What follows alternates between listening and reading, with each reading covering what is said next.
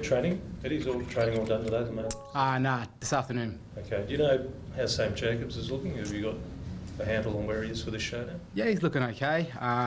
I guess the big test is he's got to get through training this afternoon, so we'll wait and see till then.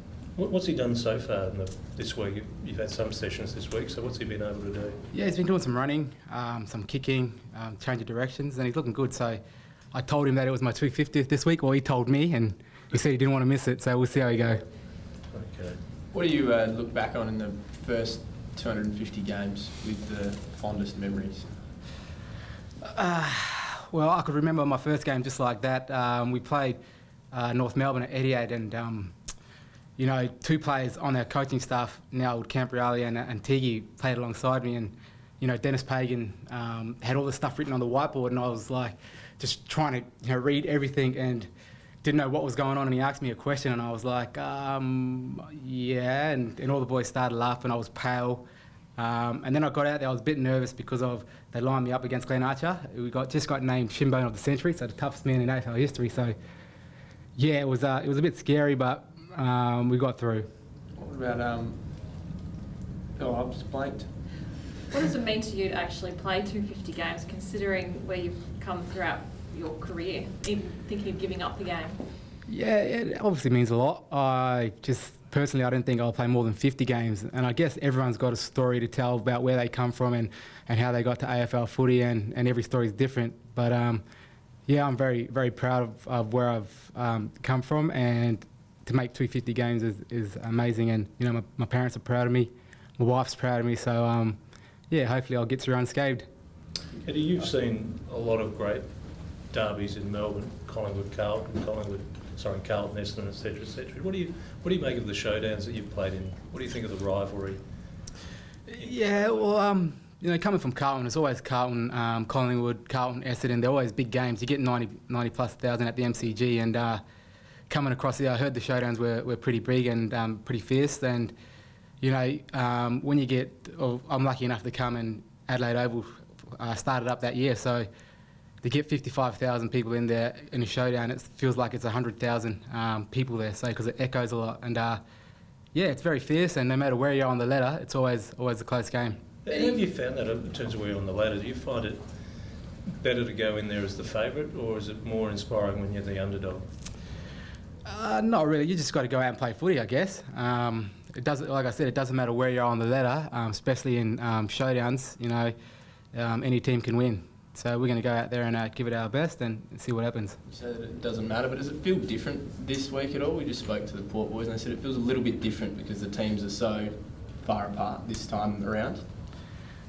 Personally, I don't think, it's any different. It's just another game, so we've got to go out and play another game, and you know, hopefully we can go out and get the win. You know, Port are going to come out real fierce, so we've got to have to match their intensity. And Eddie, talking about the showdown and the power, you've averaged 2 goals against them in your whole career and almost 4 against them for the Crows. What is it against Port? Is there something there that you have a knack for? I don't know, to be honest. I just like to go out and play footy. And you know, what I say to myself before the game is always go out and have fun and enjoy it. And that's what I try to do. Go out, have fun, enjoy it, and bring my teammates into the game. And you mentioned some nerves just before that first game you played. I mean, when you go out for 250 this weekend, do you think there'll be any similar nerves like that first game? Yeah, there is. I'm nervous before every game, to be honest. I don't know why, but I just get butterflies in my tummy. And when I get out there, the nerves are just gone. So it won't be different to any other game. Eddie, in terms of the teams you've played with over those 250 games, is this the best running, best form team that you've seen? Yeah, it is. I could say that because I've only won 4 games in a row my whole career, and this year I think we won 8 in a row. So, you know, we're travelling good. But you know, in saying that, I've played with a lot of great players over my career, and Chris Judd and Brendan Favola, I would have to say, are probably one of the best players I've played with. Just spending a lot of time down the forward line with him, and and some of the things he would say to me before he ran out is hilarious. So he was probably one of the greatest players I played with, the Big Fev. So how much better can this group get, or are you peaking at the right time? No, we've always got improvement. I mean, so, you know, we've got to work on our ball take, our fundamentals, and, you know, we're playing good footies, but we just got to continue that. And, you know, Port is on Saturday night, and so we've got to go out and try to get the win there. And you spoke about making the move to Adelaide. Was there a moment where you realised that it was the right move, that it was a good move for you? Yeah, well, when I finally moved to Adelaide, when I made the decision to leave Carlton, I went home and I cried for 3 hours. I cried and I sat on the bed and I said to myself, am I making the right choice? If I made the right decision. And then after that day finished, then we just had to move on, get over here. And then, I thought it would take a while for the crowd to embrace me. And, we got over here and it was since day one, they embraced me, the footy club embraced me, the players' partners embraced my wife because it was pretty hard on my wife. She had to leave her job, her family, her friends and move across here for my work. So it was pretty tough on her, but the club's been fantastic.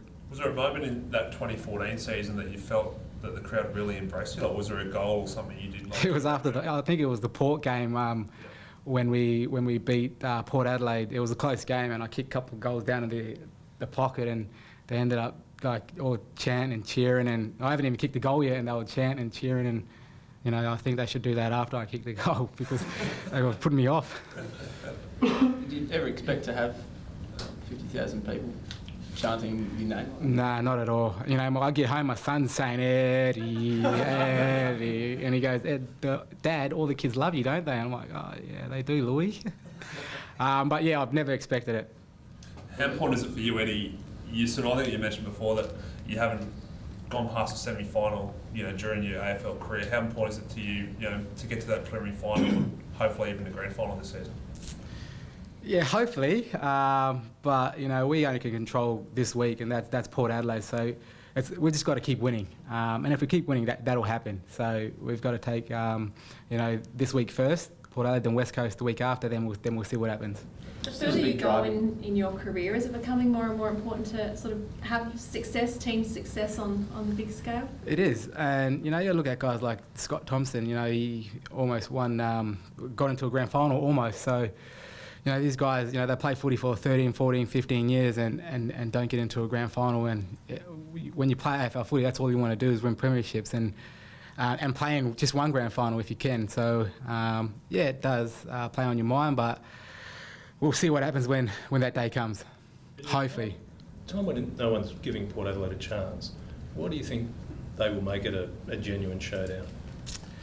I guess just because of every showdown, no matter where you are, it's rivalry. It's the town, Port Adelaide versus Adelaide, and I had that at Carlton versus Collingwood. We were on the bottom and Collingwood were on top, and we gave it a good fight, and we actually won a few of those games. So yeah, we'll see what happens, and like I said, we've got to match their intensity because they're going to come out firing, and hopefully we can get the win. When you're in that situation, like you said, Carlton, you're at the bottom sometimes against Collingwood. Do you sort of approach it like it's your grand final, or do you think Port will approach it like that it's their grand final on Sunday? Being at Carlton, we did. We knew that we weren't going to make finals, and Collingwood were, so we thought this would be our mini grand final. We could, muck up their career or muck up their season. So. I guess Port might have that same mindset that this might be their mini grand final, and how the top 8, top 4 plays out now. They're probably thinking that they could muck up our chances. But like I said, we just got to go out and play our way and play the way that we want to play and hopefully get the win. And Eddie, what's Pikey's approach to this weekend? Obviously top 2, even possibly a chance of coming out top 8 in the season. What's his approach ahead of this weekend? It's just more so going out and playing the way that we want to play, getting the fundamentals right, and midfield getting on top, forwards playing in front, and hopefully kicking a few goals. So it's nothing about percentage, nothing about top 4. It's this week and hopefully going to get the win. Eddie, we were watching a few highlights of you this morning in the office, and we reckon that your shorts have gotten smaller over time. Or is that true, or are they still as big as when you first started? Yeah, I've figured that because when I got here, I spoke to Jock, the property guy, and he said I wanted the large. I've always had extra large, but when I got here, I got the large, and the large always felt big, and yeah, they're starting to creep up a little bit, aren't they? So I think my bum might be getting bigger, so I might have to go back to the extra large.